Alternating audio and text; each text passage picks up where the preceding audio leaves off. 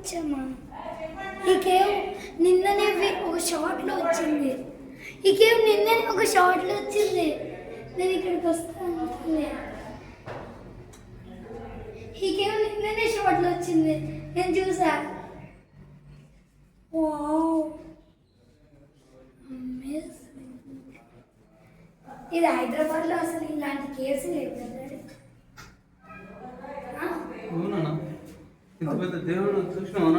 Daddy, ఇది నిన్ననే ఎక్కడ వచ్చిందో తెలుసా? ఒక షార్ట్ లో వచ్చింది. నేను ఇప్పుడు ఇక్కడికి అంకుల్ కి తెద్దాం అనుకున్నా.